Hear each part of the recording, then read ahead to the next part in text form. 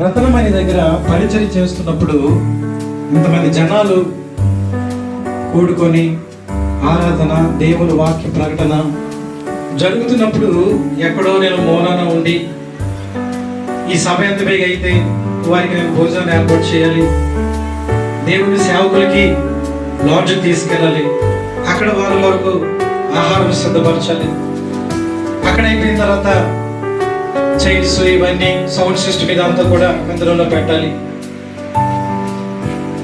రాత్రి ఎప్పుడో 1 గంటకి 12 గంటలకు మేము భోజనం చేసి అప్పుడు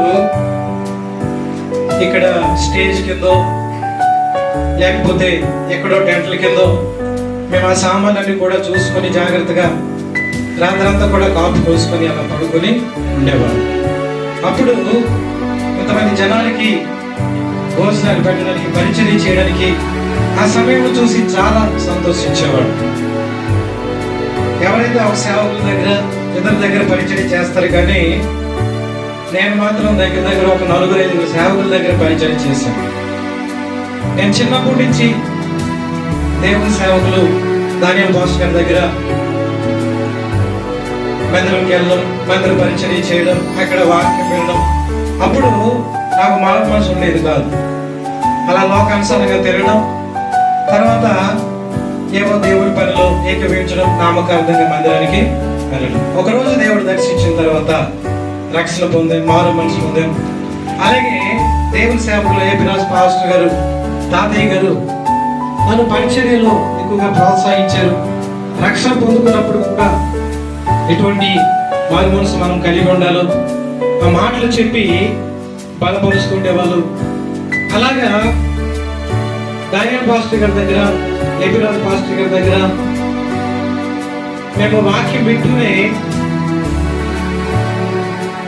ఏపీరాజు పాస్టర్ గారు మమ్మల్ని పరిచర్యలు ఎక్కువగా, నీకు దేవుడు మంచి తలాంతులు ఇచ్చాడు, దేవుడు నిన్ను పరిచర్యలో వాడుకుంటాడు, నువ్వు జాగ్రత్తగా ఉండాలి, నువ్వు ప్రార్థన చేయాలి, వాక్యం చదవాలని అంటే నేను అంతగా శ్రద్ధ తీసుకునేవాడిని కాదు. కానీ అక్కడక్కడ కొన్ని విషయాలు ఆలకించి దేవుని మాటలు వింటున్నప్పుడు దేవుని కొరకు బ్రతకాలి, దేవుని పరిచయం చేయాలని దేవుని చేత రేపబడుతుండేవాడిని. ఏ రూమ్ అయితే నేను దుర్వినియోగపరిచి చెడ్డ కార్యాలకు వాడినానో అదే రూములో ప్రార్థన చేయడము, దేవుని వాక్యాన్ని చదవడము. మా అమ్మ నాన్నలు పిచ్చైపోతుండేవాళ్ళు. నేను బైబిల్ ఉదయం లేచిన వెంటనే 5 గంటలకి లేచి ప్రార్థన చేసేవాడును, 7 గంటలకి బైబిల్ పట్టుకునేవాడును. తర్వాత 10:30 వరకు 10 వరకు వాక్యం చదువుతుండేవాడును. తర్వాత ఇంటికి వెళ్ళి స్నానం చేసి మళ్ళా వచ్చి బైబిల్ చదువుతుండేవాడును. 1 గంట 2 అవుతుండేది. మళ్ళా భోజనంకి వెళ్తుండేవాడును. మళ్ళా సాయంత్రం 6-7 వరకు వాక్యం చదివి, ఏమైనా బుక్స్ చదివి, ఏమైనా మెసేజెస్ వినడం అలా చేస్తుండేవాడును. అలాగే మళ్ళీ రాత్రి 9-10 వరకు వాక్యం చదవడం, ప్రార్థన చేయడం. వీడెప్పుడు బైబిల్ అని మనిషిని కొన్నిసార్లు అలా మాట్లాడడం కూడా నేను విన్నాను. కానీ అలా దేవుని పరిచయం చేయాలని ఆశ లోపల కలుగుతూ ఉంది.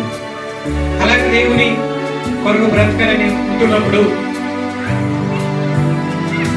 ఆ సమయంలో దేవుని సేవకులు దానియేల్ పాస్టర్ గారు చనిపోయారు, దేవుని సేవకులు ఏపీరాజు పాస్టర్ గారు చనిపోయారు. నేను ఎక్కడికి వెళ్ళాలో ఒక దిక్కు చూస్తున్నటువంటి పరిస్థితిలో గ్లోరీ ఉండేది కస్తూర్ నగర్లో. చాలా ప్రార్థనా పరుణాలు. ఆమె వివాహం చేసుకోలేదు. ఎప్పుడు చూసినే ఆమె కళ్ళంటే కన్నీరే. ప్రార్థన ప్రార్థన, ఆత్మల భారం, దేవుని కొరకు స్వార్థ చెప్పాలి. ఆమెలో ఆత్మీయత చూసినప్పుడు అక్కడ ఆ మందిరానికి వెళ్ళి కొన్ని సంవత్సరాలు అక్కడ నేను గడిపాను.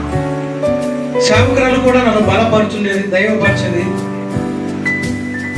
ఏపీరాజు మాస్టర్ గారు నాకు వాక్యాన్ని చెప్పడానికి ఆ రావుపిల్లో ఇచ్చిన తర్వాత ఆమె గుర్తించింది నాకు అప్పుడప్పుడు సండేలో కొన్ని మాటలు చెప్పడానికి